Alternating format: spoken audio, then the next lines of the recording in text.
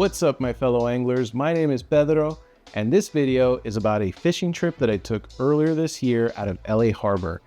I believe it was in February if my memory serves me well, but I'm just getting around to it now.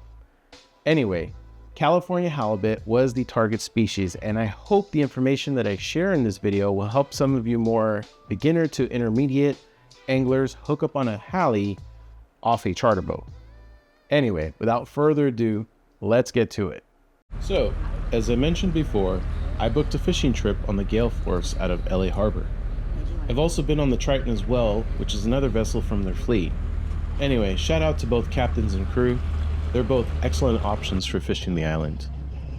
This particular trip piqued my interest because it was specifically targeting California halibut off Catalina Island while drifting the boat around sandy areas. The rig I used was the trap rig with sliding snell hook. Some of you may have heard of it already, but for those of you getting into the sport might be like, trap what? Not to worry, your boy got you covered. I'm going to go over exactly what you'll need and how to rig it yourself.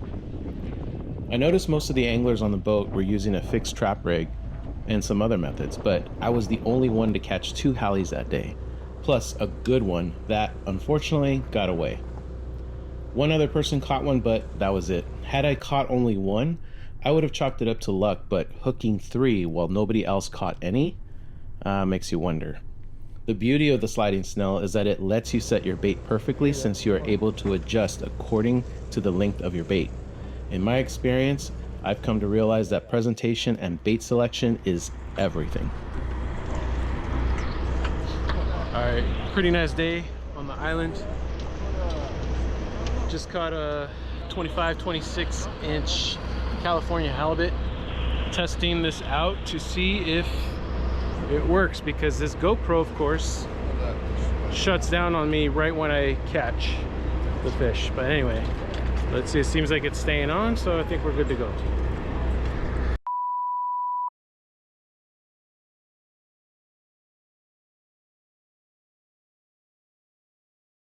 All right, y'all. I don't know how the audio is going to sound here, but we are at the island, Catalina Island, and thus far I have been the only one to catch a halibut. This is a halibut trip, and it's about 25-26 inch. It's a nice size. It's my first legal California halibut of 2025, and guess what? In my life as well. So I'm super ecstatic. Unfortunately, this GoPro, for some reason, never happened before. Right when I'm catching this, it dies on me. Not because the battery was dead, because there was plenty of juice. I have no idea why. It just malfunctioned, and I would start it up and it would just die. Start it up, it would die, I wouldn't record. And I'm like saying out loud, of course I'm probably gonna get hit right now, and sure enough, I get hit with my first halibut. It really sucks that I didn't get that experience on this, because the whole point of getting this GoPro was to get that. I'm hoping that maybe I get a second one and I can get it on this, but GoPro is not looking too good, man. Might have to go down to DJI, Osmo Action, whatever the hell, but that was just a big fail on your part, GoPro. But anyway, let's hope the next time I turn this guy on, I have a halibut on the other side. Peace.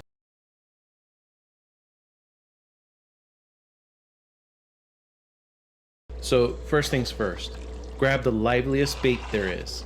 And in this case, we were using sardines. Then you'll want to hook the sardine between the eye and the nose with your J-hook. Next, you'll want to take your treble hook and hook the sardine on the top part of its back, about ½ an inch behind its dorsal fin.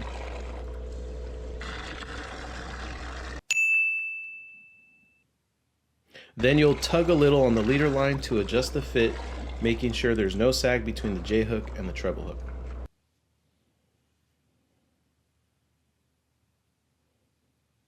Now, keep in mind when handling the bait, you don't want to squeeze too hard because you'll end up killing it. But also, not too soft because it will jump right out of your hand. It takes a bit of finesse, but with some practice, you'll get it.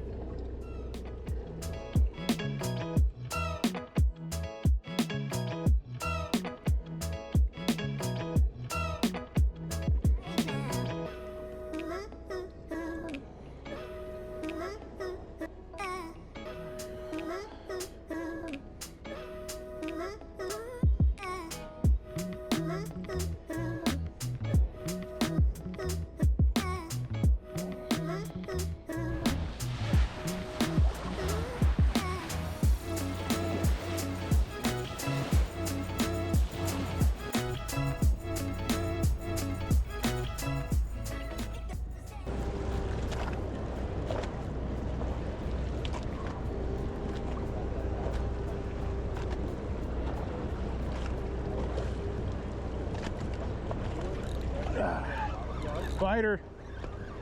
Yeah.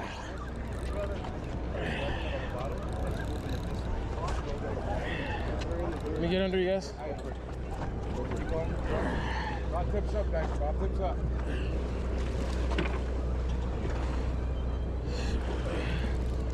Oh, that's a small. Oh, that's a small one. Yeah. Little one? Yeah, little one. You bounce him up or? Oh yeah, he's little. He's good. All right. He's bounce nice. Little guy. Higher, higher, higher. Yeah. On the trap too. Yep. It was not on the hook, it's on the trap. Yep. That's what it's good. Jesus. Oh, the sinker. He ate the trap. Yeah, he ate the trap. Hook just got hooked right now. Yeah. Let's talk about what you'll need in order to build this rig for your next trip out on the water and you're targeting halibut. Let's focus on the hooks first. The number 4 size treble is a must as this serves as the trap portion of the rig. And either straight shank or octopus hook in a 1/0 size will work. I personally like using the octopus hook as I feel its natural orientation lends itself to slide on the line easier, as you will see later. Now that we've got that squared away, you will also need 2 different line thicknesses. Here I am using a 30-pound mono and 15-pound mono to demonstrate. The 30-pound mono will be about 2 feet in length and the 15-pound is around 10 inches. When setting this rig up, I use fluorocarbon for the 2-foot sections since that essentially acts as your leader line. Okay, so let's set the treble hook and 15-pound line to the side and let's grab our 2-foot leader line and octopus hook to start the rig.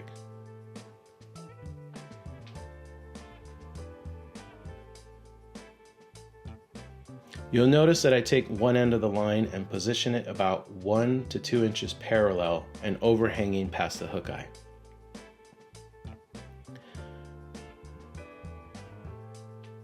This is the length I want you to maintain when passing the line through the hook eye.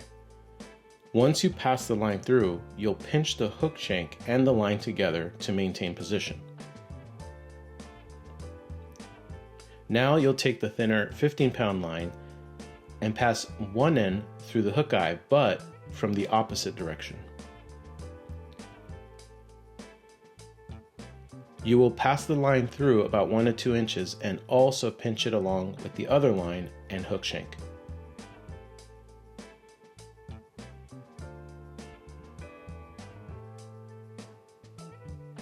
Now, taking the other tag end of the 15-pound line, you'll loop it in a circle so that you can pass it through the hook eye, similar to how you did the main 30-pound line. And you might have guessed it by now, you're also going to pass it through 1 to 2 inches and pinch everything together with the same fingers.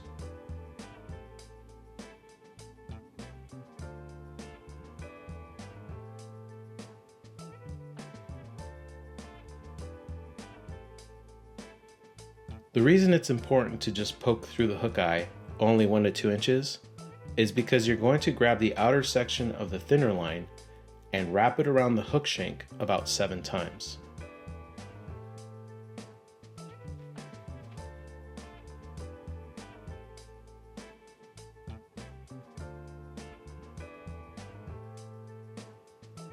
Once again, you'll use the same finger pinching everything together in order to hold the wrap in place, while you grab the tag end of the thinner line, not to be confused with the thicker leader line, and you're going to pull the thinner line until the wrap coils into a tight fit on the hook shank.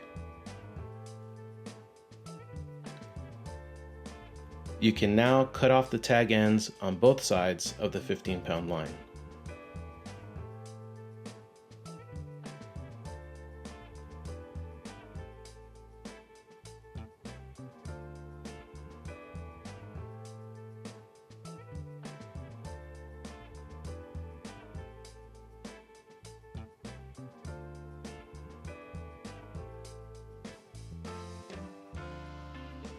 Then you can pull the leader line so that the octopus hook slides all the way to the other end of the main leader line.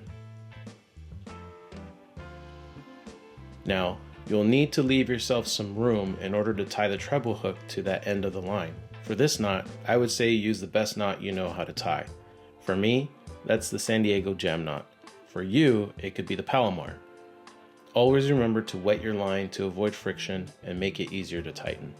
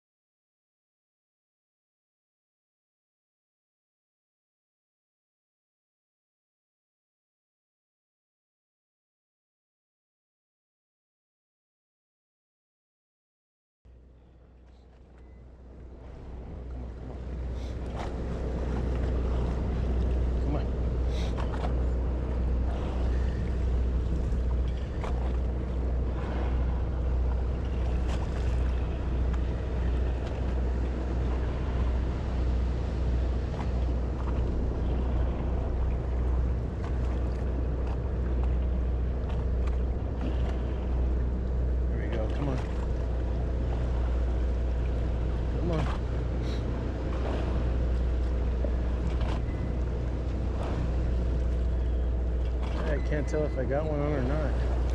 Yeah, I think I do. No? There we go. All right. Fish on, baby. Fish on, baby. Oh, no, no, no. Please tell me you did not let go. Oh, you. Oh. I let him bite it. I let him eat that thing up too. Damn.